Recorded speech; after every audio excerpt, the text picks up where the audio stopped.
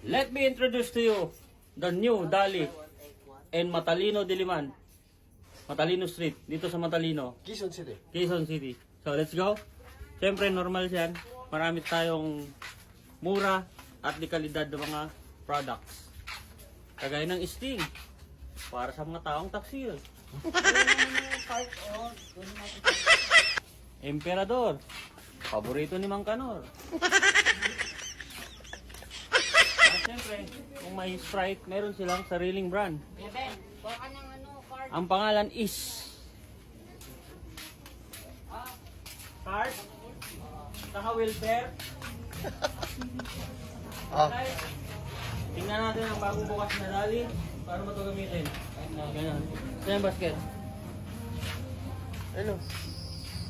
Dito lang yan sa Matalino Street. Diliman. Hotel doon oh. May music.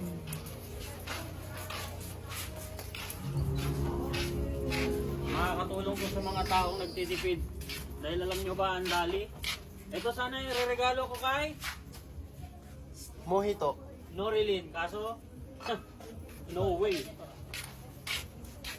Makakatipid yung mga customer dito dahil mura ang mga brand dito. Yan, kagaya nito, kung may Zesto, may Twist O. Sa Twist O, kamag-anak ni Twist O. Siyempre kung may Coca-Cola, meron ditong Pinoy Cola. Hindi ba pwedeng yung nakasara na ang kunin natin? Dito, mayroon silang sariling version Doon ng na tayo sa mga Silka. biscuit. Cleany. Ah, Klinika ba yan? Robredo? Klini na bread. Dito sa Dali kakaiba talaga. Kasi may Yakult, meron ditong Bakakult. Mura lang siya.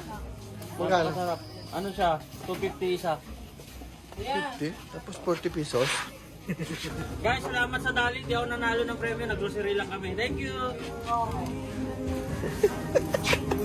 What? May pre-taste po rito. May pretest ah. Pretest na guys. Yeah, pretest. Basta sa Dali, malapit na ako makadali. Sino na sa akin? Ito, hindi oh. Hindi. Ay, ito. Ay, free ba to? Pwede po mo ah. Ano na? Bakit nagdadalawa? Kakalima. Yes oh. Para ano? Para hindi na makakuha ah.